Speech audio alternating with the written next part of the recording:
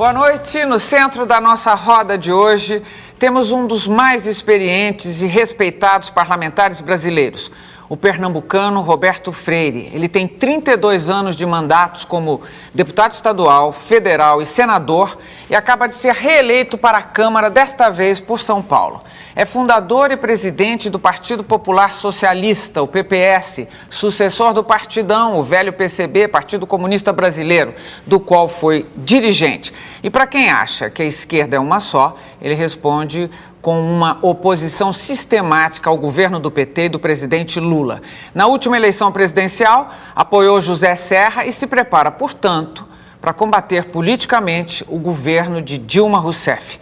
Roberto Freire costuma dizer que é um velho marxista comprometido com o avanço da democracia. Para conversar com o deputado Roberto Freire, estão comigo hoje Ricardo Noblat, colunista político do jornal O Globo, na capital da República, e titular do blog do Noblat. O jornalista Silvio Navarro, repórter da editoria Poder, do jornal Folha de São Paulo. Estão comigo também os titulares do Roda Viva, Paulo Moreira Leite e Augusto Nunes. O cartunista Paulo Caruso vai acompanhar nossa conversa com seu humor e seu traço inconfundíveis. Antes de mais nada, deputado, muito obrigado pela presença. Muito obrigado, você. A eleição presidencial, deputado, não deu certo para a oposição, né? O presidente Lula saiu vitorioso, ele afinal conseguiu eleger sua sucessora, a ex-ministra Dilma Rousseff. O que é que nós devemos ou podemos esperar do embate político a partir de janeiro, quando o novo Executivo e o novo Congresso tomam posse? Nós vamos ver mais do mesmo, Roberto Freire? Você identifica alguma mudança na relação de forças entre governo e oposição? Olha, primeiro, dizer que bom que a gente teve um pleito, que os resultados eleitorais serão respeitados. Houve um vencedor, nós fomos derrotados. Mas a derrota não foi aquilo que imaginava nem o governo e alguns dos nossos acompanhantes e companheiros. Eu acredito que a oposição, apesar de ter diminuído, e nisso foi um grave revés, no parlamento houve uma diminuição da bancada oposicionista, mas, no geral, você demonstrou um certo equilíbrio de forças. Não foi, primeiro, um governo vencedor desde o primeiro turno, quando imaginavam. Aquilo era um passeio. A imprensa também refletia muito esse resultado já previamente determinado. Não foi. E segundo, a oposição demonstrou uma certa força em estados importantes da federação. A gente não vive mais a chamada política dos governadores, mas no sistema imperial brasileiro, eles são importantes. Não tem mais o peso da República Velha, mas continuam tendo um protagonismo que dá à oposição uma presença e vai marcar esse novo mandato de uma continuidade que terá ruptura. E não é porque a Dilma queira, mas é porque o mundo vai forçar.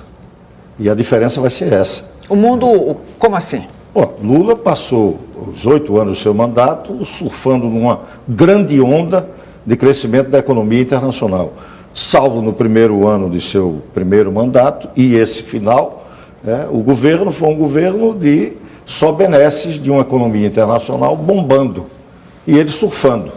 E essa bomba de efeito retardado, que foram algumas medidas equivocadas e que ninguém discutia os equívocos, porque era um momento de plenitude do desempenho econômico da China, da Índia, de uma economia internacional com indicadores nunca antes conhecidos na moderna história do mundo, foi um momento impressionante de crescimento. E não teve nenhum país do mundo que não se beneficiasse disso.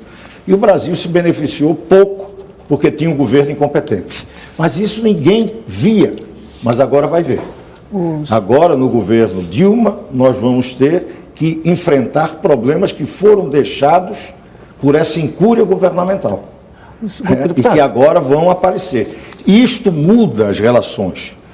Independente de continuidade ou ruptura do governo de Dilma, há uma mudança que vai se operar na sociedade. E isso vai ajudar a própria oposição. Por quê? Porque não vamos ter mais esse clima de euforia, o espírito generalizado de confiança.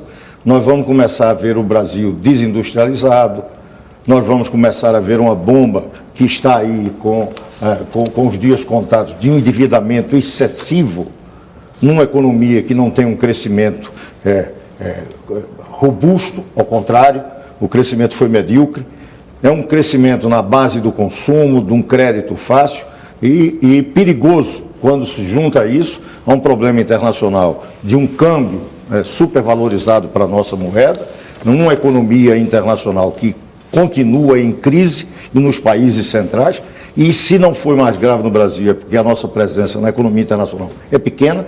Então, nesse aspecto, nós vamos ter alguns desafios que a oposição, pelo menos a oposição que nós fazemos, está preparada para discutir.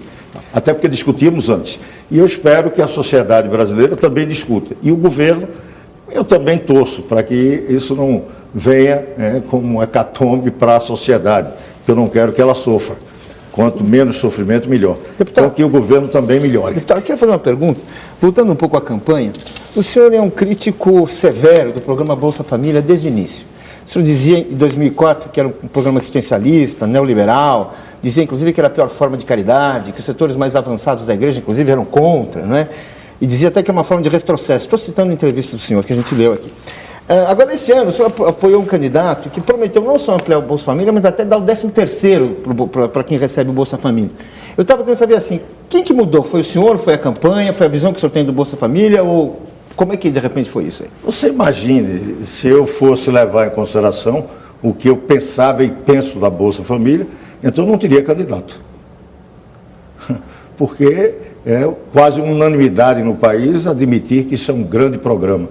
E eu continuo dizendo que isso daí é uma funcionalidade conservadora e que hipoteca nosso futuro, particularmente das regiões mais atrasadas e subdesenvolvidas da sociedade brasileira. Continuo pensando igual, não mudei nada. Não, eu estou só... Claro... O senhor criticou?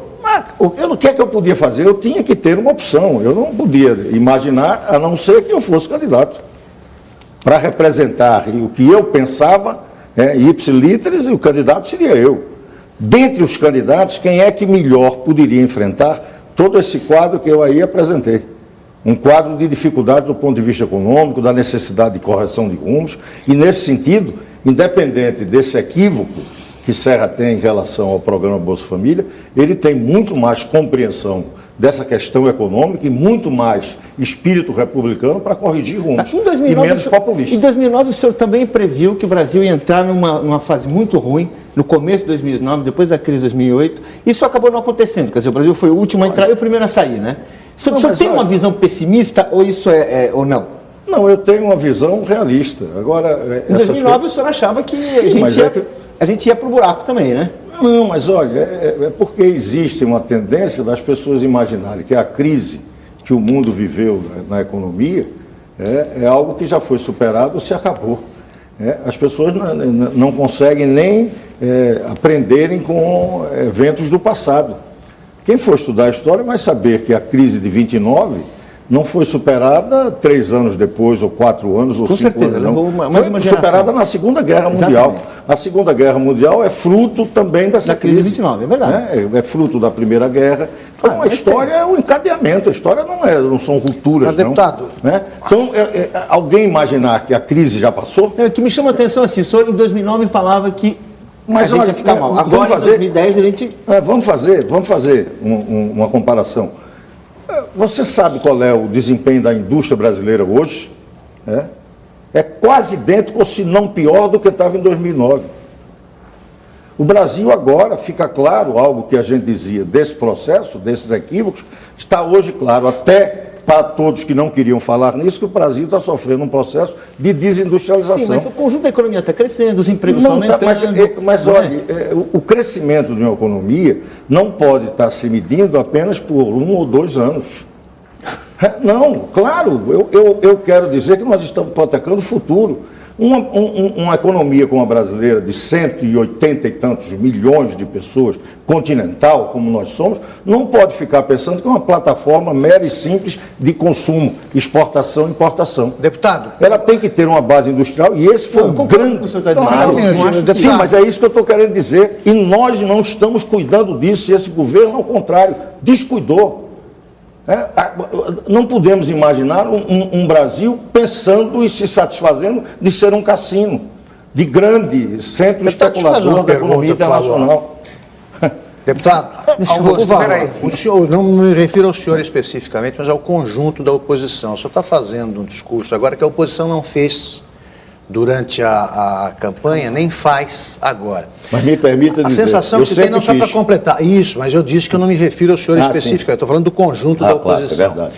A sensação que se tem é de que a oposição, depois de uma eleição, depois de uma eleição, entra num recesso que acaba quando começa a próxima campanha eleitoral. Por que isso acontece? Está dizendo ultimamente. Não, desde nos últimos 2002. anos. A cada campanha, a oposição para de fazer oposição e volta a fazer timidamente. Só em época de eleição. Timidamente na outra campanha presidencial. Foi assim, entre 2002 e 2006 não houve oposição, praticamente. Houve o escândalo do mensalão, mas não houve uma oposição organizada. E de 2006 para cá também. E a campanha, a meu ver, foi tíbia. Né? Não foi uma campanha de uma oposição convicta. Por quê? Olha, primeiro, eu não acho que não houve oposição. Houve. Faltou a ela, talvez, aquilo que fosse o mais expressivo, né? O fundamental numa oposição. Que é um projeto alternativo. Isso. Exatamente. Por quê? Porque a oposição confundiu-se com aquilo que era a continuidade da política econômica do governo de Fernando Henrique Cardoso e passou a ser, pelo menos, aí vamos falar, oposição, não vamos aqui discutir quem estava fora, até porque nós rompemos com o governo pela crítica à política econômica. Não foi nem pela corrupção, até porque não havia ainda mensalão, nem coisa alguma. Tinha um certo sinal que era do Valdomiro. Mas quando a gente rompeu, só tinha esse Valdomiro. Não tinha ainda... Você se refere ao PPS. PPS, claro. Nós rompemos. Nós rompemos pela crítica política e econômica que nós fazíamos e por a partidarização, o aparelhamento do Estado brasileiro, que era uma crítica, mas o fundamento era a economia. Mas a oposição, aquilo que é expressivo da oposição, não somos nós somos pequenos. O que é expressivo da oposição na época era o PSDB e o PSL. Esses não faziam oposição na questão econômica, ao contrário. Consulte aí os jornais, que algumas vezes você vai ver muito mais blindagem ao Palocci, feita pela oposição, do que por setores do próprio governo, no PT. Caso concreto, você tinha lá as pessoas elogiando a condução da política econômica de Palocci e Meirelles, até lembrando que Meirelles era tucano. Meirelles não é coisa nenhuma, Meirelles é um representante do setor financeiro. Ele elegeu-se pelo PSDB porque não tinha PT para elegê-lo ou qualquer outro partido em Goiás. Ele achava que o PSDB fosse uma boa legenda. Não tem nada a ver com isso, ele é representante do setor financeiro. E que tem no PSDB e tem no PT, depois que descobriu-se que tinha no PT. O PT como um grande aliado, inclusive, desse setor. Mas a crítica nesse aspecto não existia, ao contrário. Existia um elogio, permanentemente.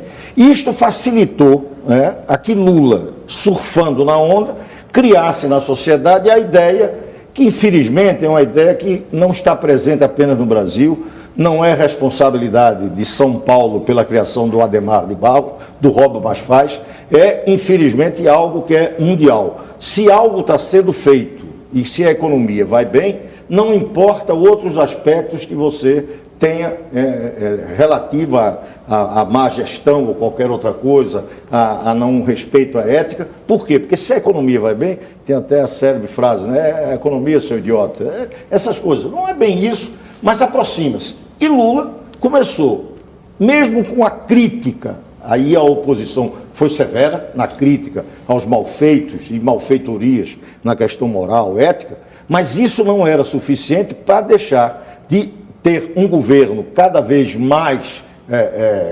sustentado pela opinião pública por conta do desempenho da economia como um todo. Agora, deputado... Então, e como não havia crítica a isso, essa coisa passava. Mas será que é porque as pessoas estavam sendo incluídas? a popularidade do governo vem porque o governo começou a fazer uma política de inclusão social e que aí ampliou um pouco a sua base. É uma coisa meio... O salário mínimo continuou subindo, mais emprego em carteira assinada, os empregos diminuem, tudo isso dá uma proteção social para o governo. Mas é uma proteção. Sim, mas eu não, em hora nenhuma eu estou dizendo que o Brasil não se beneficiou. Não teve nenhum país no mundo que não se beneficiou. Todos. Não, mas você podia ter... Querem um exemplo? Mas quer um exemplo? Se você pegar, por exemplo, agora mesmo, hoje tem uma matéria, gastos com a educação. Saúde e educação. Ampliou, 10% aumentou os gastos com a educação. Aí quando você olha para o resto do mundo, aí é uma coisa ridícula. O resto do mundo aqui perto de nós. O Chile e a Argentina gastam 2, 3 vezes mais.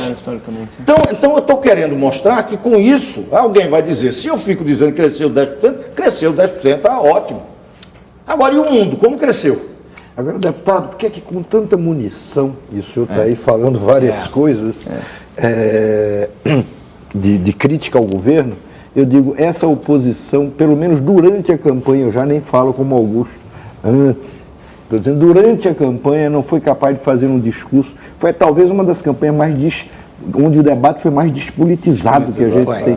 Porque esse foi um dos erros, porque a oposição não foi capaz de ter um discurso e até forte nessa linha. Complementando, porque em 4 anos não conseguiu construir uma candidatura de consenso. Chegou na véspera da eleição, tinha discussão sobre prévias, 4 anos. Olha, uma coisa, eu não estou com isso imaginando que seria bem diferente se não fosse apenas o PPS, o Roberto Freire, o crítico, tal como estou aqui mostrando.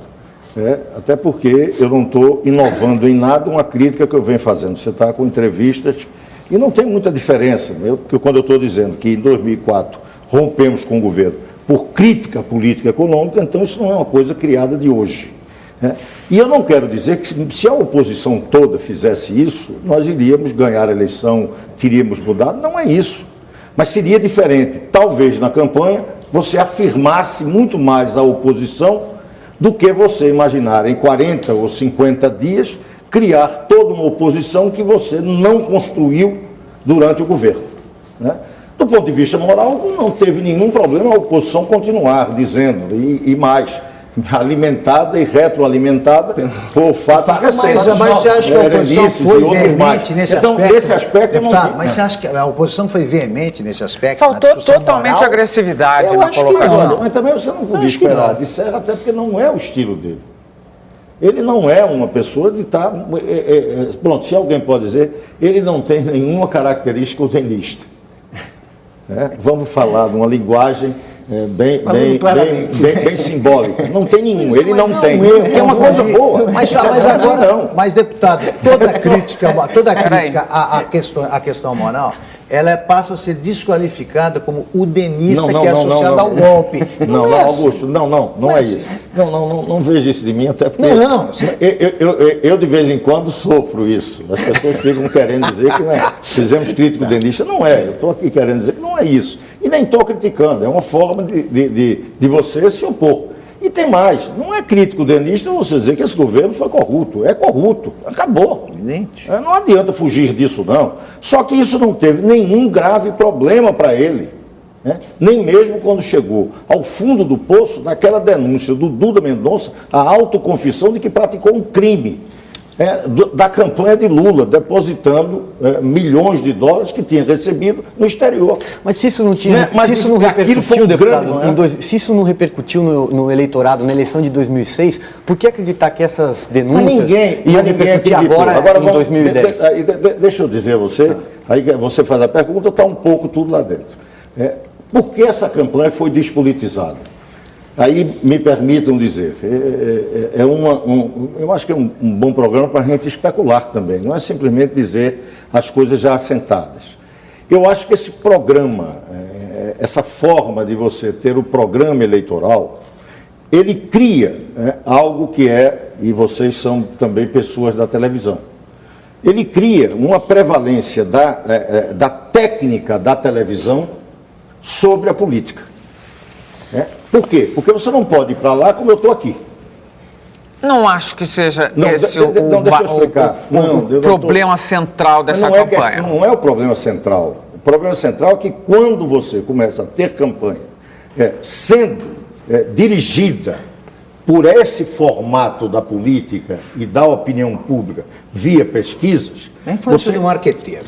Claro, o nome marqueteiro você está querendo dizer, mas eu estou querendo ampliar mais. Não é uma simples relação de marqueteiro. É um problema que eu vou para a televisão para dizer o que a pesquisa o que o povo quer ouvir.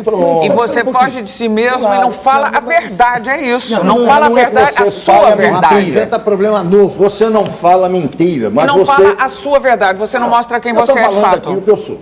Vamos admitir que eu fosse para a campanha, eu estivesse falando tudo isso que eu estou falando. Vinha provavelmente uma pesquisa de opinião qualitativa dizendo: você é louco falar contra o Bolsa Família, está perdendo voto. Alguém vinha dizer: mas Lula tem 80% de popularidade, aí você é um crítico veemente ao governo. Então começava a ter, porque na televisão começava a ser um programa que tivesse todas essas determinantes. E não fundamental fosse a determinante da política. Mas isso não tem a ver com a televisão, tem a ver com, vamos dizer, a prevalência do marketing sobre as campanhas. Porque vem os resultados de pesquisa. Olha, o senhor não pode se expor lá. Mas deixa eu dizer, claro, exigências dos próprios assessores. Para não ficar isso aqui. Porque você falar isso agora, eu acho que. Você não acha que essa campanha também, ela, de certa maneira, foi resolvida fora do marketing? Eu digo, o presidente Lula tinha 80% de popularidade antes da campanha. Antes da televisão, ele já tinha... A campanha foi para ele apresentar a sua candidata. Mas a popularidade, a aprovação do governo, que foi o que deu a base para a vitória da candidata, no fundo não dependeu da campanha, não dependeu do marketing. Já estava dado pela... Tá bem, mas dependeu da ausência da oposição. Mas Paulinho, aí a campanha teria dado certo já no primeiro turno. Vamos fazer o seguinte. Dependeu do desempenho, claro. Mas olha, vamos lá, vamos voltar. Você está falando muito bem orientado da popularidade também. Não, guardada, evidentemente. Tem a realidade, toda né? 80% que não se traduzir em votos. Bachelet tinha 84% mais até do que Lula. E não ganhou a eleição. E tem mais, quando eu digo que é a televisão, deixa eu explicar o quê. É que quando eu tenho um formato de televisão que eu só permito aquele tipo de apresentação, né, eu não tenho isso que eu estou fazendo aqui agora, olho no olho. Né? A pergunta, você vê... Mas isso é o formato do debate, né? Claro, não, eu estou falando na televisão. Eu já fiz, olha, eu tenho uma experiência de campanha muito boa. Eu ia perguntar. Eu fiz campanha ao vivo. 89 era ao vivo? Claro, ao vivo, de chegar num programa eleitoral, sentar na cadeirinha e falar. Esse era o senhor que fazia? Não tinha que fazer, porque era assim, não tinha outra forma. Será que isso é compatível com a forma que você tem hoje, com aqueles programas? Se você fizer isso, é capaz de você não ser nem assistido. Que coisa que é um trabalho você ser hoje, com as edições, com toda a técnica, com toda aquela capacidade de você fazer bons programas. Você imagine chegar como nós chegamos aqui agora. Isso poderia ser até bem diferente. Mas escuta aqui, olha, desculpa, outra vez. Plínio de Arruda Sampaio, ele conseguiu alguma coisa. Naquele espaço, naquele formato, ele conseguiu dizer alguma coisa. Ele pode não ter tido o discurso que, vamos dizer, o mais apropriado. Mas ele foi lá e fez e conseguiu um impacto e conseguiu uma aprovação que ele não tinha antes. Me permita, mas se não foi apropriado, então ele não fez o que deveria fazer. Não, estou fazendo uma análise, estou sendo horrorosa, estou sendo aqui melhor, mas é o rei. E aí, Auxília Marília, veja uma coisa, a nossa Marina teve 1 minuto de televisão. Não, mas... Você quer uma coisa importante que aconteceu? Pois é, uma campanha que gastou muito menos do que as Eu quero dizer, inclusive, o seguinte, que eu achava que Marina iria ser uma candidata tal como foi a Heloísa Helena. Por quê? Sem tempo de televisão, iria até definhar, como Heloísa Helena definhou lá em 2006. Mas o que aconteceu que foi diferente? É que Marina teve tempo do Jornal Nacional quase idêntico aos 2 outros candidatos. Isso mudou, é verdade. Isso mudou. Mas na verdade o que eu estou dizendo é que você pode ser mais veemente no seu discurso. É um pouco aquilo que a gente estava conversando ontem em Twitter. Celebridade, televisão da celebridade. E isto numa campanha tem importância. Então, ela teve essa vantagem, mas é verdade. O que eu quis dizer da televisão não é criticando a televisão, é que eu digo que o formato que a televisão exige Não, condiciona... a televisão não exige. São os assessores que exigem. Não, tá bem. Olha, eu quero dizer a você que uma das coisas que encarece tremendamente uma campanha no país é exatamente a contratação das empresas que fazem os programas de televisão. Isso Sabe qual era a sensação, Roberto? Era da gente ver uma disputa de natação em que todos os nadadores estão com boia com medo de se afogar.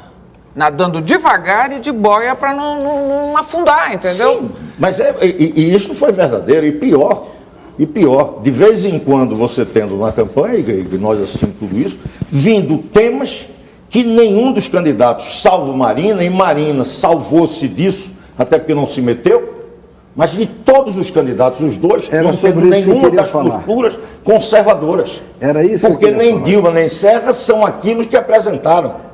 Pois é, o conservadorismo em questões de costumes. Pois é, era isso, esse era um ponto que eu queria tocar. Na questão do gênero. Como é que o senhor se sentiu no meio desta campanha, muito mal, entendeu? Com uma discussão sobre aborto, com o Serra indo lá beijar a imagem de Nossa Senhora Aparecida. Aliás, eu gostaria de saber que capela ele costuma frequentar, porque tão religioso como ele deve ir todo domingo à missa. Olha, eu só faria um reparo. Eu só faria um reparo. E como eu não entendo disso, mas as pessoas disseram que a Dilma não sabia nem fazer o sinal da cruz. Sim. Então, claro, então os dois, por favor, porque a Dilma é presidente, não vai deixar de ser criticada por isso. E tem mais, foi ela e o seu governo responsável por isso.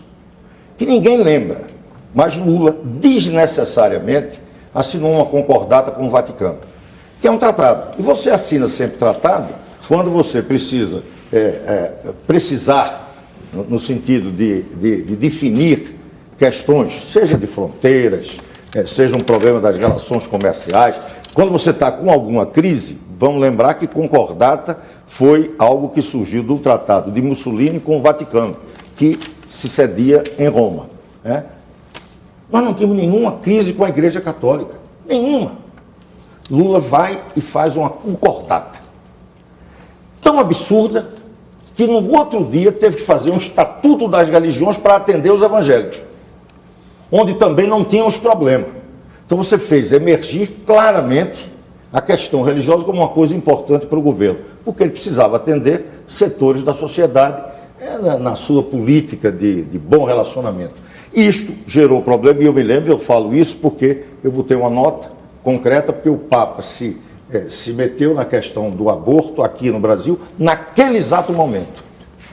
Veio e o governo, calou. Deixou a sua candidata numa saia justa, porque tinha declarado antes que era a favor da descriminalização e na campanha teve que dizer que era contra. Então, a partir dali, você trouxe uma temática conservadora para a campanha. E aí, como eu me senti... Gente, eu vou ter que acabar esse bloco. Aí, como eu me senti mal, por quê? Porque eu estava fazendo parte de uma oposição que não tinha uma visão de uma questão que é fundamental na sociedade moderna. Isso não pode ser tratado com fundamentalismo, não. Isso é uma questão fundamental, da questão do gênero, a questão... Peraí, agora todo mundo moderno está discutindo isso. Peraí, não. Os esclarecidos não reagiram. Ele vai... Por que os esclarecidos não reagiram nesse Paulinho, momento? eles Vão vão... reagir depois do intervalo. Depois do intervalo, o Roberto Freire vai reagir. Peraí, estamos terminando o primeiro bloco do Roda Viva com o presidente do PPS, deputado Roberto Freire. Nós voltamos logo depois do intervalo, até já. Porque eu vergonho.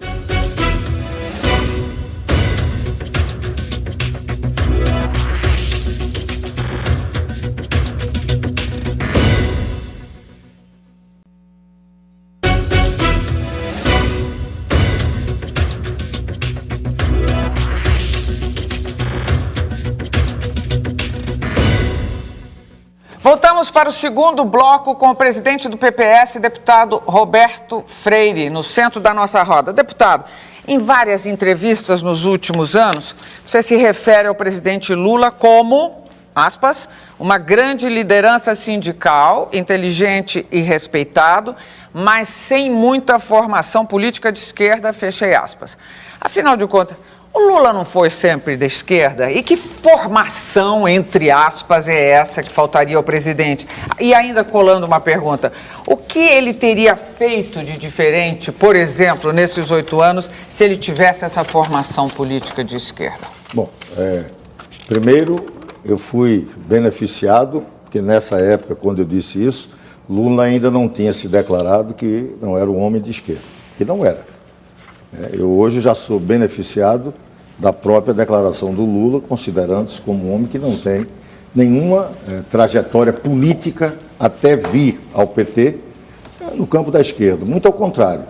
Ele, no movimento sindical, ele era meio refratário aos contatos que o seu irmão tentava fazer, Frei Chico, com os comunistas. Frei Chico era do nosso partido. E se definiu como torneiro mecânico, né? Você é de esquerda, sobre torneiro mecânico. Foi a resposta. Ele deu a declaração um pouco depois e no governo disse que já não era. O que é que faria? No governo ele disse que é uma metamorfose ambulante. Também. Olha, eu tenho uma dificuldade da gente falar sobre o que Lula diz ou escreve, porque eu não escrevo. Eu tenho que esperar o outro dia para saber. Eu ouço, mas aí no caso, aí, o que é a formação? Isso não é nenhum demérito, até porque eu faço a ressalva antes que é um homem inteligente e também não chegaria onde chegou, se não tivesse qualidade. Não é isso, eu não estou discutindo qualidade ou desqualificando. Eu estou querendo dizer que ele não tem, e há um dado interessante. Vou aqui para a gente discutir bem com uma visão maior. Esse governo não tem nada a ver com a esquerda. De vez em quando a gente fala, e eu ouço muito falar, com o chavismo, alguns riscos. Olha, Chaves é a velha esquerda, bem ortodoxa, a lá Revolução Cubana, está lá enfrentando o empresário, acabando com os empresários, estatizando, nacionalizando, enfrentando a imprensa, imaginando que a imprensa, aquele velho paradigma dessa esquerda mais tradicional, que a imprensa boa é a imprensa do sindicato, imprensa das Forças Armadas, da juventude, todo um modelo que Cuba representou e ainda, hoje já não representa mais. Já há algum tempo já jogou fora isso, está buscando um outro caminho. Não sei se chegará a uma pequena China, até porque não sei se tem potencial para isso. Mas agora já pretende. Inclusive, o próximo congresso do Partido Comunista vai, eu acho, encaminhar para isso. Uma saída lá chinesa nos trópicos, no Caribe. Mas o dado é que o Chaves enfrenta o capital. Numa visão equivocada, porque inoportuna, não é mais o tempo disso, mas ele enfrenta com uma visão anticapitalista. O Evo Morales, na pequena Bolívia, que não tem nem capitalismo direito, mas tenta enfrentar, até combatendo um certo imperialismo brasileiro, ou subimperialismo, chamem como quiser. Lula não enfrenta nada, Lula é o homem do capital. Lá em Davos foi a personalidade do ano, é o cara do principal representante do capitalismo internacional. Então, o que é o empreendedor brasileiro, o capitalista brasileiro, o setor financeiro brasileiro, aquilo que nós podemos denominar num conceito antigo de classe dominante, tem a reclamar de Lula? Nada. Nada. Ao contrário, tem um Estado, inclusive, ajudando a construção de alguns grandes grupos econômicos, o grande capital brasileiro, financiado pelo BNDES e pelo Tesouro Nacional, que transfere para o BNDES para fazer essa política. Então, essa aliança com o grande capital o coloca numa posição que não tem como falar que tem a ver com a esquerda. Não tem nada com a esquerda. Nem a esquerda tradicional, muito menos com a tradicional, com a ortodoxa, com a velha esquerda, e também não tem nada a ver com a direita, porque com a nova esquerda. Por quê? Porque a sua prática política é uma prática da direita e conservadora, porque essa política de Bolsa Família não tem outro nome senão uma funcionalidade conservadora. Ela mantém, melhora, mas mantém, não muda nada. Mas a oposição oferece ou ofereceu alguma coisa diferente? Quem? A oposição oferece ou ofereceu alguma coisa diferente disso? O PPS, por exemplo, carrega o socialista no nome. O PPS é um partido aliado do Democratas, por exemplo, que tem expoentes da direita. Aliado é força de expressão. Banqueiros, grandes empresários. Mas aliado é força de expressão. Nós fomos coligados. Entenda, e não é uma distinção qualquer, não. Mas o PPS está do mesmo lado desses partidos há muitos anos. Não. Desde que o PPS rompeu com o governo. Por que você então não diz que estamos do mesmo lado do PSTU e do PSOL, que fazem oposição ao governo Lula? Totalmente Mas não diferente, na mesma deputado. coligação. Não sei Totalmente se é diferente. diferente. O PSOL teve candidato próprio à presidência, Mas por isso é exemplo. O outra PPS coisa. apoiou a candidatura Mas do PSDB. Mas faz oposição a Lula. Mas estamos falando de coisa diferente. Então é diferente coligado de estar aliado. Aliado significa uma prática política permanente. A coligação é algo momentâneo de um processo eleitoral. Deputado, eu queria... Eu, na oposição, posso fazer, em alguns momentos, determinado bloco com forças políticas que não estão identificadas. E isso acontece no parlamento. E isso é horrível, não é? Quer dizer, para leigos, como eu, por exemplo, Mas é a vida. olhar, a gente não consegue entender Mas é a por que vida. que na época das eleições todo mundo que pensava diferente, que debatia ideias, de repente fica todo mundo no mesmo caldeirão. Mas é normal. Repare, institucionalmente, quando definimos que uma eleição majoritária tem um segundo turno, eu estou dizendo que você está caminhando para uma sociedade ter dois blocos. Ou não? Claro. Se eu digo, vocês podem todos lançar candidato, mas se não tiverem 50% dos votos válidos, vão ser apenas dois. E isso força o quê? Força alianças, coligações, força a que você tenha dois grandes blocos, mesmo que não tenha total homogeneidade, maior identidade, mas você tem uma unidade em cima de um programa mínimo que você se identifica. A Marina deu independência, mas vários do PV fizeram as suas escolhas. É porque não tinham confronto. Até o PSOL disse que ia votar um voto crítico na Dilma. Ou seja, o sistema e a política e a vida encaminham-se para isso. Você não pode ficar na base da redoma, bom, eu penso assim, os outros não pensam, eu estou sozinho. E não me mexo e não me misturo, não participo. Não é bem isso. O que eu estou querendo dizer é que a direita, e você fala dos democratas, e a direita que está no governo. Só que o governo atende, e aí sim, atende como um programa, claro. Estão todos atendidos lá. A direita está lá também, ou não? Ou não tem direito? Não, vamos falar de verdade. Bom, então o Brasil é um pouco essa mistura. Não adianta a gente pensar que temos grandes definições. Eu estou buscando essas definições. A campanha confundiu tudo. A temática conservadora foi determinante. E determinante em dois candidatos, esse aqui é o grave. Dois candidatos com formação, aí sim, formação de esquerda. Tanto Serra quanto Dilma. Coisa que Lula não tem. Eu queria fazer uma pergunta assim. É verdade que no governo, nos dois lados da campanha, nas duas coligações, haviam políticos conservadores. Mas quando o senhor diz assim que o governo Lula é um governo conservador, que é um governo que faz uma política de direita, cabe a pergunta, por que a direita não aderiu ao governo Lula? Por que a direita, na verdade, a direita fez uma política de direita com a oposição? Porque a direita não aderiu ao governo Lula. Tem pessoas de direita ali, sim, sem dúvida. Isso, como tem no Brasil.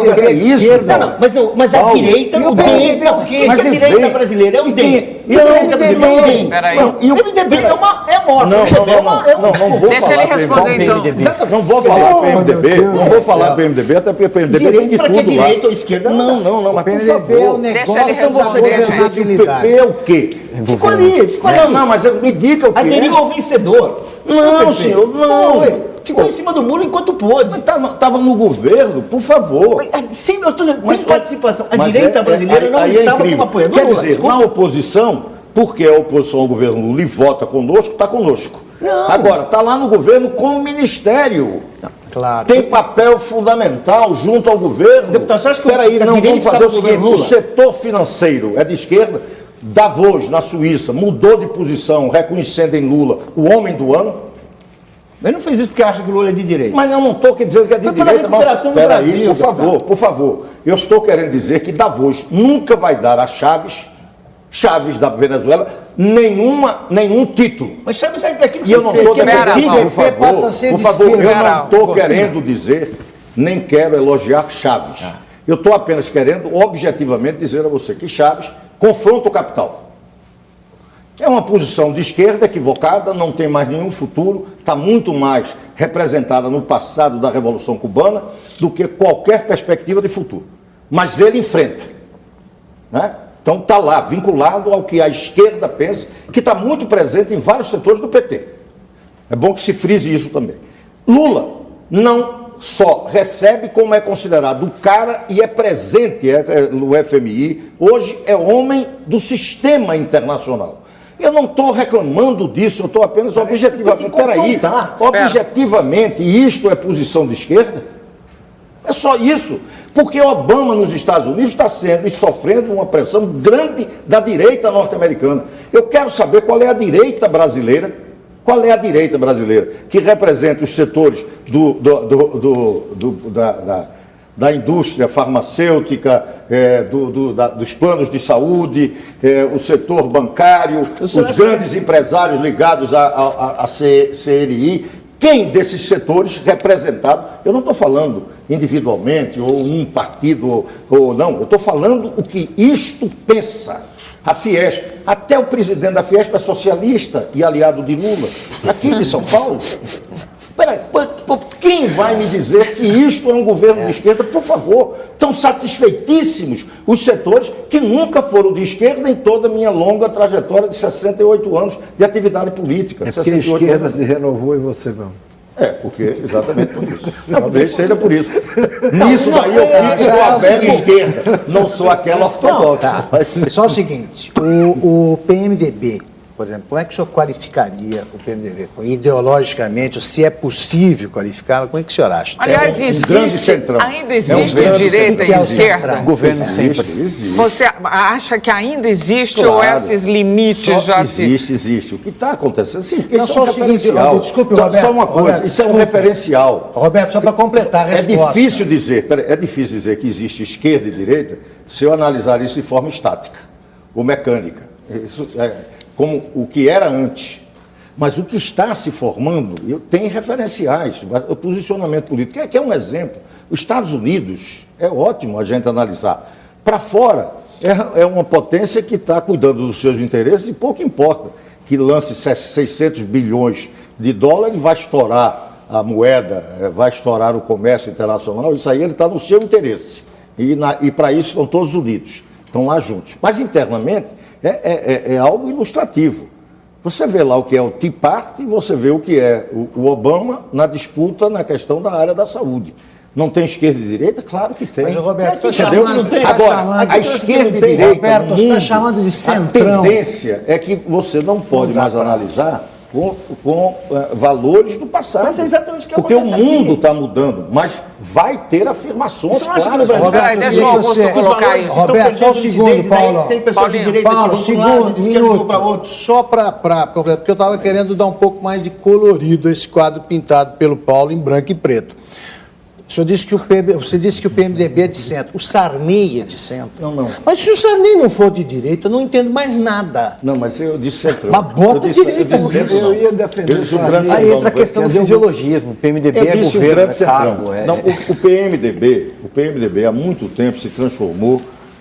Fernando usava uma imagem dessa, ainda no tempo da resistência, um partido ônibus. Só que aquele ônibus trazia os lutadores pelas liberdades democráticas contra o regime autoritário. Agora é um ônibus que vai rumo ao governo. A diferença do PMDB nesse momento é que ele tomou um rumo antes do governo se instalar. Teve até um gesto de coragem, porque normalmente ficava meio dividido e depois que terminava a eleição, aí ele sabia qual era o rumo, ele fez uma escolha. E daí, talvez, uma posição um pouco mais ousada do PMDB. Que eu não critico, hein? Porque há uma tendência de se criticar o PMDB nessas suas articulações e não critiquem nada o PT. Ambos estão disputando espaço. E o PMDB com legitimidade. Porque não fez nenhuma adesão, não. O PMDB está participando de um governo que ajudou a construir.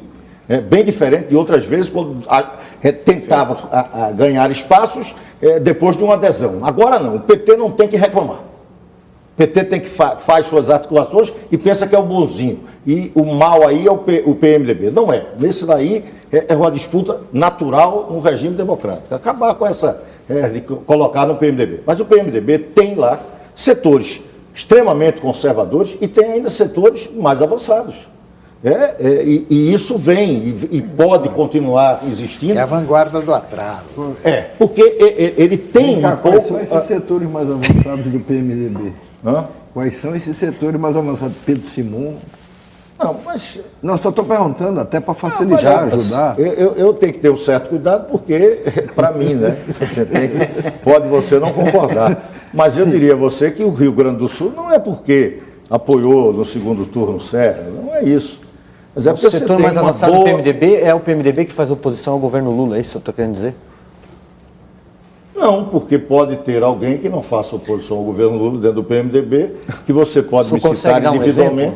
Agora não consegue dar um exemplo? Não, eu não vou me preocupar por isso, porque não está do meu lado. Aliás, você Do meu citou... lado, eu posso dizer, tem em Pernambuco alguns quadros políticos do PMDB que eu respeito. Mas olha aqui, você E acho citou... que é avançado, que é sério. No Rio Grande do Sul tem isso. Pode ter em Santa Catarina, não é só porque apoiou, não. Eles podem estar também, mas eu quero alguns que não têm saber, apoiado. ô Roberto Freire... Existe, não é... Deputado. Eu não coloco o PMDB num saco só. Até porque eu também quero dizer que eu não coloco o PT num saco só. Não, Ao mas contrário, eu vou mais ou menos o PT tem colocar. saco também que não se acaba, né? Mas, o deputado, eu vou mais ou menos colocar. Se citou Rio Grande do Sul. Sul e Sudeste, Serra levou. Nordeste, Dilma. O que é isso? São dois países diferentes? Como é que se dá? Não é bem isso. Não é bem isso. Não, eu falei porque, olha, Nordeste. Sul e Sudeste, mas Serra olha, perdeu no Sudeste. Olha, essa coisa eu vi dar até de vez em quando umas discussões meio secessionistas e preconceitos e tal. A Dilma ganharia até mesmo se no Nordeste tivesse empate. Mas ela teve 11 milhões de votos de vantagem no Nordeste. Não é pouca coisa, né? Mas eu não tô, eu ia falar, eu não vou fugir disso daí não. Claro, e tem algo objetivo, né? Eu não sou Lula que divide o Brasil entre pobre e rico. Isso é uma divisão pobre, medíocre. É falta de formação política, isso é só do populismo. Uma sociedade se divide em classes e interesses muito concretos. Não é um problema de ser pobre ou rico, isso é uma babaquice. A maior elite do mundo, né? Claro, isso é uma besteira. Mas ele faz isso. Mas isso é um populismo, é próprio do populismo. Isso Perón fez com os descamisados, Mussolini fez com o lumpesinato, embora atendendo ao grande capital, coisa que Lula faz. Faz com uma maestria fundamental. E isso é importante salientar. Então, mas, agora, é evidente que os setores mais despossuídos, ou chame-se o nome que quiser, excluídos, os de menor renda, e isso você encontra massivamente nas regiões mais atrasadas, ou nas periferias das grandes cidades, aqui em São Paulo ou em qualquer outra grande cidade. E nesses setores, toda a política de Lula, e isso ele teve um papel importante, ele fez um trabalho, claro, seja lá por sua formação, por sua origem, mas ele fez uma política num momento de bonança, de aumentos reais de salário mínimo que repercutiam muito mais. A facilidade do crédito que ele deu, os empréstimos consignados, algo meio preocupante, até meio irresponsável. Mas ele fez. Fez e com isso criou, nesses setores que eram desassistidos pela sociedade brasileira, que há muito continuam, que estão com péssima educação, não tem saúde, não tem segurança, continuam com as mazelas. Mas tem uma sensação, por conta de aumento de salário real ou de alguns programas sociais e o programa creditício do governo, tiveram um crescimento de consumo, de bem-estar, de euforia. As pessoas, quem é que não quer ter um automóvel? Mas isso não é um governo que deu certo, então, pô? Não, porque... Se o povo tá se dando bem, não quer dizer que foi um governo que deu certo? É perigoso isso, porque na história tem alguns dos governos que fizeram isso e pagamos muito caro o futuro. A Argentina continua pagando toda uma política que foi feita em relação aos descamisados. Continua pagando hoje. A Argentina perdeu todo um aspecto que tinha importante do ponto de vista político por políticas desse tipo. E hoje é uma sociedade que continua tremendamente dividida. Então, eu estou querendo dizer que no Brasil não é bom isso. Mas veja uma coisa. Eu não quero dividir o Brasil dizendo que Dilma ganhou por conta do Nordeste. Até porque eu quero, e ainda sou, inclusive como parlamentar eleito por São Paulo, de trazer o Nordeste e integrar. Eu sou do tempo de Celso Furtado. Eu comecei fazendo minha política lutando pela Sudene, que era um projeto de desenvolvimento do Nordeste para integrar na economia brasileira. Eu não quero aquilo lá como um modelo, não de desenvolvimento, mas um modelo de bem-estar presente por conta das políticas assistencialistas, mas permanecendo e mantendo aquilo separado de um Brasil desenvolvido e em crescimento. Deputado. Porque lá pode crescer, mas lá continuam os piores indicadores de desenvolvimento social do Brasil. Continua lá. Deputado. Continua sendo o grande bolsão da miséria. Que programa foi esse para melhorar a situação daquela região? Nenhum. Eu não vi. Toda vez que o senhor ensaia um elogiozinho ao governo Lula, o senhor em seguida encaixa uma censura. Eu sou oposição. Não, eu sei, mas eu estou perguntando, tem alguma coisa, tem alguma coisa no governo Lula, vamos dizer, que não merecesse censura, só um elogio, só por curiosidade? Não precisa ter, não. Se você não precisa ter como, não entendi. Não precisa ter preocupação. Até não tem não. Eu sei que você não tem. Estou dizendo, não precisa ninguém se preocupar. Se quiser buscar, está lá na Câmara dos Deputados, voto meu a favor de algumas propostas de Lula. Mas fala aí alguma, pelo menos, para a gente. A reforma da Previdência, quando teve uma discussão e que havia setores do governo bem mais avançados na questão do tratamento da célula tronco embrionária, da questão dos transgênicos. O PPS apoiou o do governo. Problema. Foi, claro. Eu apoiei. Eu votei. Teve ministério. E contestei muitas das posições que não eram as posições, eram muito mais ligadas à Marina, ao fundamentalismo religioso. E eu fui lá e mesmo na oposição, eu não me furto disso não, até porque, olha, eu não acho, a Marília falou aí corretamente, oposição sistemática. Eu costumo dizer o seguinte, eu sou oposição. Um adjetivo. Deputado, eu posso perguntar uma porque coisa? eu quero também ter a capacidade, porque eu não sou oposição ao Brasil. Não sou, só nunca fui. uma pergunta para terminar Agora, o bloco. Uma coisa que eu digo sempre é o seguinte, eu sei fazer oposição. Bom, para Até porque acabar o bloco. aprendi, em tempos duros, não eram tempos fáceis. Eu vou acabar esse bloco, eu tenho que acabar. Uma perguntinha curta para uma resposta rápida. O que é difícil. Quem vai liderar a oposição? Só no Vão ter alguns líderes, não será um. Isso merece um Alguns líderes? Vai você. Por exemplo, você vai ter um líder com uma concepção mais conservadora, porque tem uma direita nacional, que setores, inclusive, do DEM, parece que começaram a descobrir que esse espaço precisa ser ocupado, porque esses conservadores que estão no governo... pelo amor de Deus, que eu preciso chamar o intervalo. Dê uns nomes. O que é uma oposição da ala mais conservadora seria... O DEM. DEM. Quem mais? Setores do PP podem vir para isso, eu não sei porque o DEM ainda, ao invés de estar procurando um centrão, alguns setores, não procura o PP para formar um partido mais consistente. Não sei se esses que querem aderir por portas travessas ou pela porta do fundo, mas aqueles que querem continuar numa política mais oposicionista e mais conservadora, não subalterna ao PSDB, um caminho pode ser esse. Tem vários setores aí que podem até estar no governo, mas que podem ter uma certa independência. Setores ruralistas, que fazem uma certa oposição. São setores aí importantes. No sul do país tem muito isso. Então, eu estou querendo dizer que, quando eu me pergunto o que é que nós como vamos fazer oposição, eu digo, olha, tenha um pouco de calma. Oposição eu vou fazer. E agora, a partir do primeiro dia do governo? Não, já desde agora, já estamos fazendo. Mas eu estou querendo dizer o seguinte, mas espere também, porque eu preciso saber como vai ser esse governo. Cobram de mim e não cobram do governo, eu tenho que cobrar primeiro do governo, até para saber o que é que eu vou me opor. Estamos terminando mais um bloco do Roda Viva com o deputado Roberto Freire. Voltamos em seguida. Até já.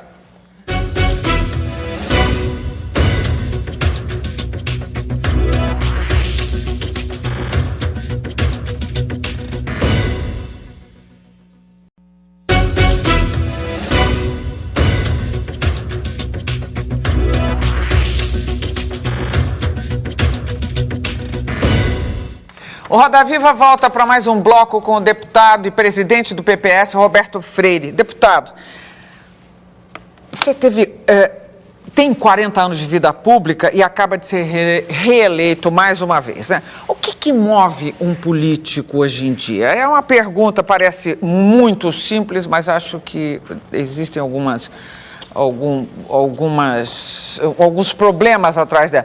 O senso comum atualmente não é muito favorável, nem aos políticos e nem à política. Com que argumentos é possível hoje defender a política, sobretudo os políticos, e, por exemplo, conquistar jovens para uma carreira de político? Olha, a única forma que eu tenho de defender a política é de que não existe sociedade civilizada sem política. Nunca inventaram outra. Você pode até inventar a forma da política se expressar.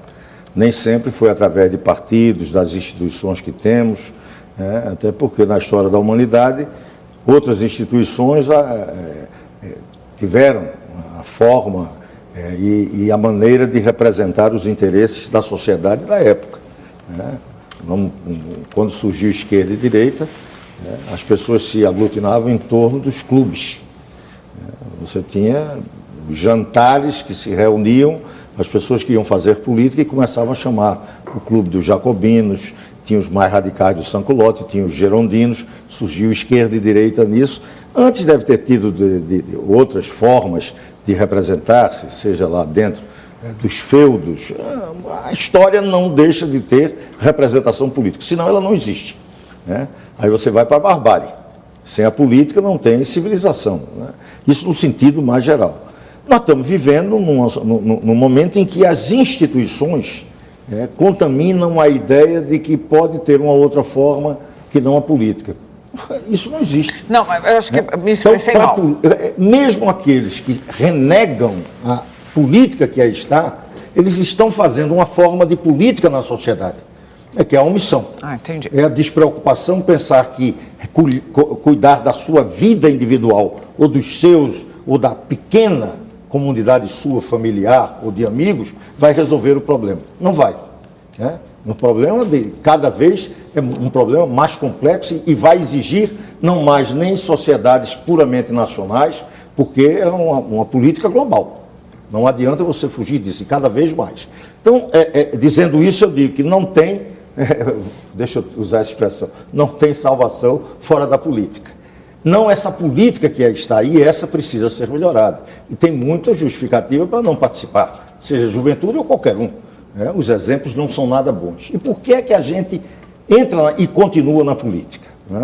Aí alguém pode dizer, porque eu me dou bem com isso, tenho vocação, gosto. São vários os motivos. Uma coisa eu posso dizer, e isso é algo que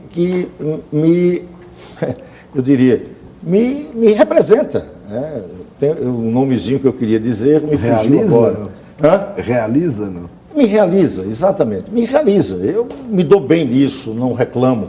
Agora, me dou bem do ponto de vista pessoal. Eu continuo um homem comum. Não me dou bem em nenhuma outra coisa. Eu sou um cidadão comum, depois de 40 anos. Até porque eu quero afirmar aqui, olhando. Se você vê alguém que entrou na política pobre e hoje está rico, desconfie. Porque política não dá riqueza. Deputado. Não dá. Começar a fazer as Deputado, contas. deixa eu esclarecer. Deputado, eu estou só dizendo, desconfie. Eu não estou nem querendo dizer. Porque pode acontecer, eu não conheço. Pode ter problema de herança, pode ter alguma sorte qualquer, um casamento ou qualquer outro tipo de coisa. Deputado, uma parte. Até ganhando na loteria. Uma parte, deputado. Na loteria. Deputado, uma parte. Por favor, eu queria fazer uma pergunta. Nós ficamos um tempão aqui conversando sobre esquerda e direita. A meu ver, são conceitos absolutamente antiquados, ultrapassados. Eu queria que o senhor definisse o que é hoje, do seu ponto de vista, esquerda e direita no Brasil. Tudo bem. Eu costumo dizer que não se transformaram em sinais de trânsito. Porque o conteúdo é que mudou. Eu faço, e falei aqui nos clubes, eu faço muito rapidamente uma passagem na história desde que começou esse referencial político. Antes você não tinha um referencial político, mas você tinha contradições, visões distintas da sociedade. Se não tivesse isso, a sociedade até não se desenvolvia, porque se desenvolve através desses processos. A gente passou a ser humano, inclusive, em processos de transformação e agressão da natureza. Não foi por outra coisa. Então a contradição está aí sempre presente. Mas quando começou os referenciais, você tinha determinadas posições que davam conteúdo à disputa real na sociedade. Tinha surgido a Revolução Industrial, isso começava a fazer surgir não só o artesão que tinha anteriormente e que veio dos feudos, mas os primórdios de uma classe operária, de trabalhadores que vendiam sua força de trabalho, que eram super explorados, e quem defendia o interesse contra a exploração que sofriam aqueles trabalhadores, ele tomava uma determinada posição na política da sociedade. E isso passou a configurar uma posição da esquerda. contra os que detinham, né, o poder, seja da igreja, da aristocracia, e naquele momento até a burguesia se associava junto ao operariado nascente e os artesãos contra a estrutura dominante. Estavam na ala esquerda do semicírculo, né? Tinham os mais radicais, os sanculotes, tinham os jacobinos não tão radicais, mas estavam lá. E hoje? Bom, isto veio avançando. Teve um momento que a social-democracia representava tudo. Mas fala Começou de a hoje. romper na Segunda Guerra Mundial, bolchevique. Então você tem uma história que muda conteúdos, mas todos eles dentro de uma determinada visão de mundo, muito ligada ao iluminismo, muito ligada à República Laica, muito contrária ao que o fundamentalismo Mas da igreja. e hoje, deputado? Então, hoje isso vem. Nós estamos vivendo, e aí vem um problema que complica, exatamente. É que nós estamos vivendo um momento revolucionário. A revolução não é assalto ao Palácio de Inverno, não é o assalto ao poder, não é o golpe de Estado. A revolução é a mudança nas relações sociais e no modo de produzir. Você está numa sociedade hoje que é, evidentemente, a superação de uma sociedade industrial. O mundo do futuro é o mundo do conhecimento, é o mundo das redes, é o mundo de outras relações que vem na biotecnologia, que vem na questão do conhecimento, das inovações, mudando o mundo. Ao mudar o mundo, você não pode ter, na análise que você vai fazer deste mundo e a forma que vai atuar, os mesmos valores, os mesmos conceitos ou paradigmas da civilização que está se acabando. Aí você corre o risco, inclusive, de naquela civilização ser vanguarda e nessa ser reacionária. Mas, Roberto, porque desculpe. é contra a reação. Então, eu não estou querendo dizer que não existe mais a esquerda e a direita. Agora, está mudando o conteúdo. Não, mas então, por exemplo, aqui, vou pegar a pergunta do Augusto outra vez. Aqui no Brasil, hoje, quem é de esquerda e quem é de direita, defendendo, pois é, o que é a esquerda e o que é a direita? O que defende hoje a esquerda para a gente identificá-la no quadro social e o que defende a direita? Sim, mas olha, esse é o problema. Eu estou falando exatamente da dificuldade de você dar conteúdo à concepção de direita ou de esquerda, nesse mundo revolucionado. O mundo está em revolução. O conceito do Bob. Ser de esquerda é ser contra a injustiça, ser de esquerda é a favor do progresso. Você está querendo ajudar o entrevistado. Estou querendo ajudar o entrevistado. Não, mas não ajude, não.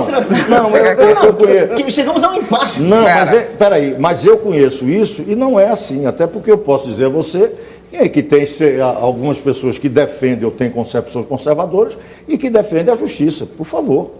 Combater a injustiça. Não, eu sei, eu conheço bem o livro de Bob. Mas eu não quero entrar nisso, porque é muito simples. É uma palavra que não representa nada. Eu quero complexar mais. Eu quero dar maior conteúdo.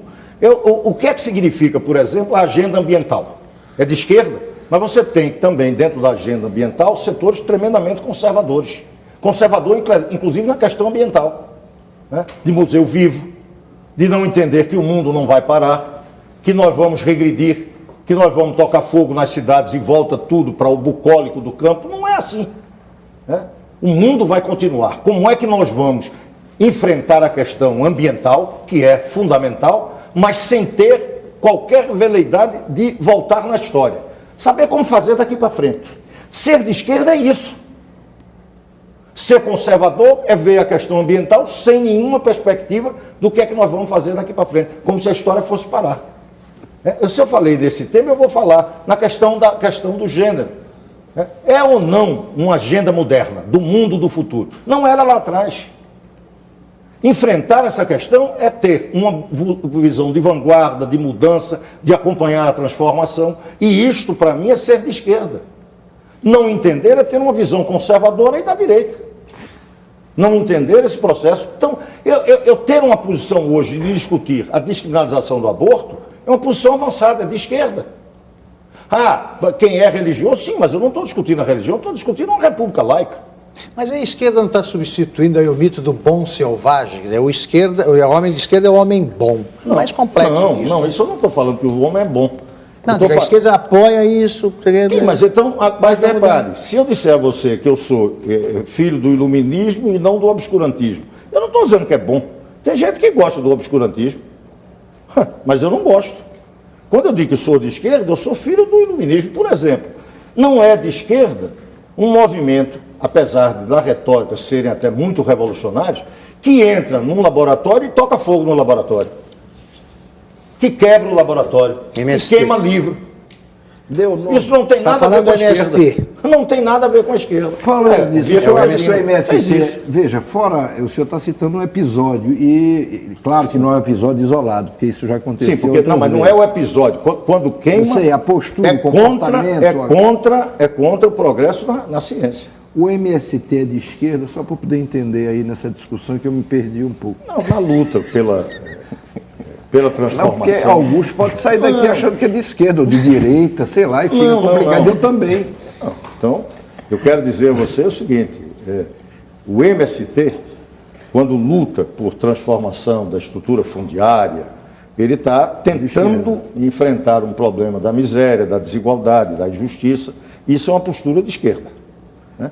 Quando ele não consegue entender e vai quebrar o desenvolvimento da ciência, ele está com uma prática, inclusive, fascista. Então, essas contradições estão aí presentes. Nada de pensar, porque parece que a gente está aqui querendo ter o bom selvagem. É aquilo lá, não é. A sociedade está em tantas contradições, exatamente nessa visão do que é que significa a ciência. A ciência está colocando em risco alguns paradigmas que faziam uma certa tranquilidade daquele que era um religioso e, ao mesmo tempo, um revolucionário. Ele pode pensar ser revolucionário quando está querendo a reforma agrária, lutando pela reforma agrária, e é um tremendo conservador quando quer impedir o desenvolvimento. Deixa eu tentar retomar uma pergunta que eu acho que foi a Deu para. Eu estou querendo em vários aspectos. Bem, então, vamos adiante. Um momento revolucionário que a sociedade uma vive... Uma metamorfose ambulante. Só que eu não quero ser metamorfose ambulante. Não, sei que eu não. quero, sim, mas essa é a diferença de Lula dizer que é e parece ser uma coisa boa. Não. O que muda na sociedade, e eu tento, e aí é que é a importância de um partido político, do pensamento da esquerda, entender o que está acontecendo para intervir nesse processo, afirmando aquilo que, aí me permite, eu pelo menos acho, aqueles valores do iluminismo, aí sim, valores que, da justiça, da igualdade, da fraternidade. Então são questões da liberdade. Três blocos depois o senhor respondeu para mim o que eu perguntei lá atrás. Se existe ainda direita e esquerda, se isso não estava ultrapassado, tá. Claro. Acabou de dizer que hoje todo mundo é tudo, é uma sociedade total. Não, me desculpe, mas não está ultrapassado. Ultrapassado está quem, vendo essa mudança na sociedade, fica querendo afirmar determinadas coisas e não aceitar e entender a mudança que está se operando. Aí vira, inclusive, reacionário. Quer que eu dê um pequeno exemplo? Tinham pessoas que queriam manter os portos no Brasil tal como era na década de 30, das relações de trabalho da década de 30. E eu vi setores de esquerda ligados ao PT vociferando da tribuna contra. E eu era líder do governo Itamar quando foi feita essa mudança. Eu era líder. E eu ia explicar lá e dizer a ele estava tendo uma posição reacionária. O reacionarismo é isso. É ele não entender que as relações sociais estão exigindo nova normatização. Por quê? Porque ela já quebrou aquela relação que já não representa mais o futuro. E eu não posso condenar o Brasil a ter uma relação lá atrasada. Mesmo que alguém diga que isso é ser de esquerda, ela está se transformando numa força conservadora. Dá para entender isso? No Nordeste, quando você vai e dá ênfase a uma política social, que é da Bolsa Família, você não está fazendo nenhuma política avançada. Você está tendo uma funcionalidade conservadora de manter a realidade tal como existe. Você esteja apenas distribuindo renda no país onde é muito mal distribuída. Por favor, Paulo. Todo mundo tem subsídio. Não confunda, Paulo, que não é distribuição de renda, é mera transferência. Não é. Tá bem. Então, é o conceito que a gente vai ter que discutir, não é distribuição de renda. Ao contrário.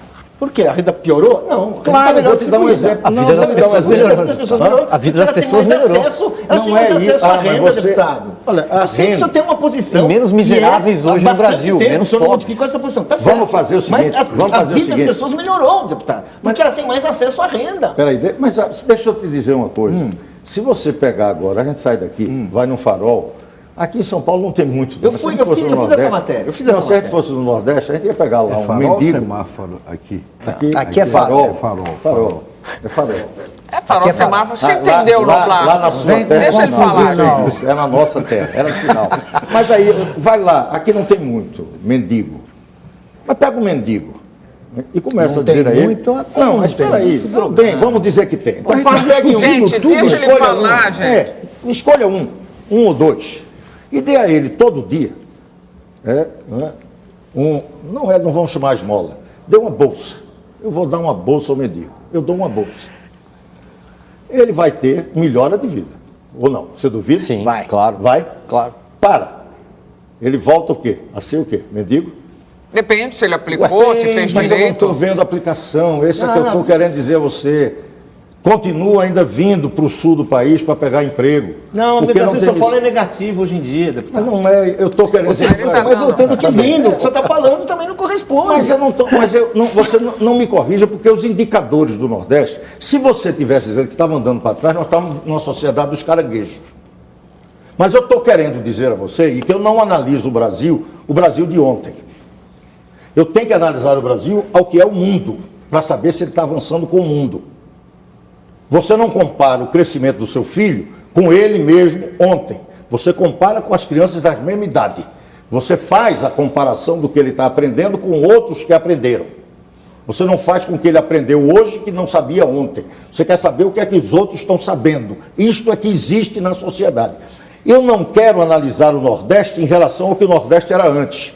Eu quero saber se o Brasil, do ponto de vista educacional, do ponto de vista da saúde, está crescendo, claro, não estamos andando para trás, mas o mundo está lá na frente, nós estamos devagar, porque com essa política nós não estamos avançando como devíamos avançar. É isto que eu quero dizer, perdeu-se a oportunidade. Por favor. Deputado, Qual peraí, seja a gente. política? Sabe o que é isso? Você não foi dessa época, nem eu, mas provavelmente quem viveu o governo Dutra deve ter achado uma maravilha, porque jogamos fora todas as nossas reservas da Segunda Guerra Mundial, foi um despautério.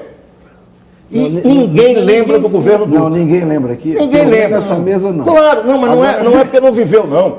Porque ninguém viveu Getúlio, mas se lembra. Alguns aqui não viveram Juscelino, veja mas uma lembram. coisa, o que está essencialmente Agora, tudo errado? ninguém Peraí, lembra. gente. Ora, que Olha, coisa é isso que eu infelizmente estou eu querendo tenho que falar. parar. Se não querem entender, Eu vou tudo ter que bem. parar.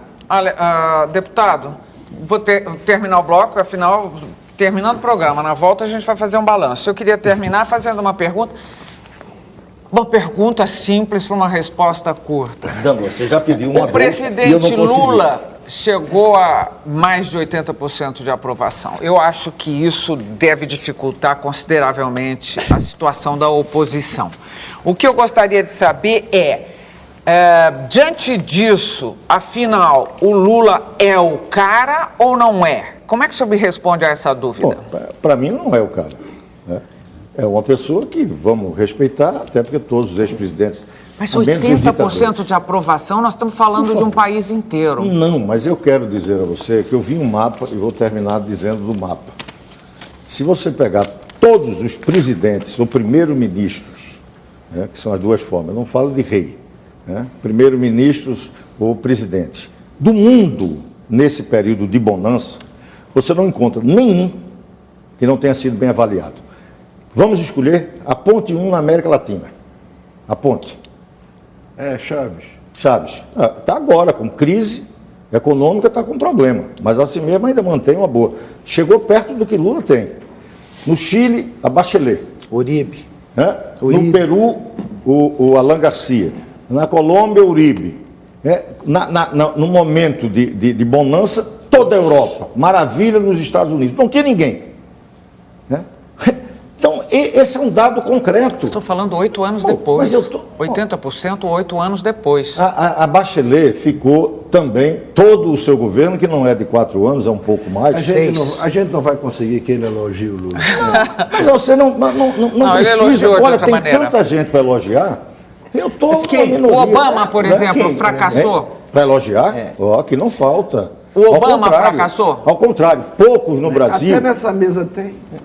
Poucos no Brasil têm o que nós tínhamos no PPS de criticar exatamente porque tem 80%.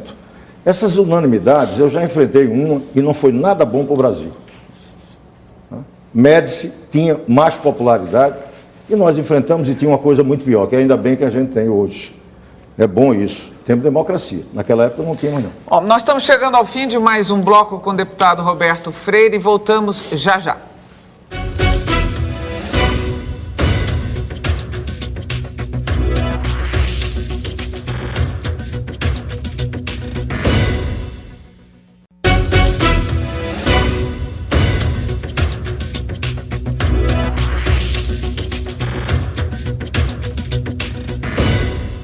De volta para o quarto e último bloco com o presidente do PPS, deputado Roberto Freire. Deputado, esse bloco é dedicado a fazer um balanço do programa, que eu vou começar pelo Augusto Nunes. Você ficou satisfeito, Augusto? Eu acho que o deputado devia conceder mais apartes, mas eu gostei do seguinte, um deputado faz oposição. Aqui a gente ficou procurando localizar elogios ao presidente Lula, mas não falta oposicionista que elogie o presidente. O que eu acho que faz falta é o oposicionista que se oponha o tempo todo. Eu gostei. Silvio Navarro, suas impressões sobre a entrevista? Sim, gostei. E complementando um pouco o que o Augusto falou, boa parte de quem se diz oposicionista, quem está na oposição hoje, se elegeu defendendo o governo Lula. No Nordeste não faltou, inclusive governadores. É isso. E acho que tem aí a oposição um período no divã nos próximos anos para saber qual é essa oposição. Numericamente, encolheu no Congresso. Quem é essa oposição? Quanto tempo para viabilizar um nome, uma agenda, uma pauta, uma candidatura até 2014? Ricardo Noblat, sua vez. Eu queria fazer uma pergunta, se o senhor garantir que vai responder. Sim ou não? Não, sim ou não, mas quase isso. Quem vai ser o grande líder da oposição, que é uma questão que foi colocada aqui antes e não respondida? Vai ser o Aécio Neves? O Serra. O Serra tem ainda a chance de ser esse líder da oposição. Vai ser quem? Espera aí, que na sua hora você responde. Paulo Moreira Leite. Olha, eu sou do tempo em que o Partidão era um partido importante no movimento social, movimento estudantil, sindicatos, etc. Hoje em dia o PPS encolheu nessa área, um partido do parlamento importante, o senhor é um líder nacional importante, candidato a presidente da República, o senhor tem uma presença na política, mas no movimento social o PPS é uma coisa menor. Eu queria entender se foi um projeto, se é uma consequência inesperada, o que é. Espera aí, Caruso.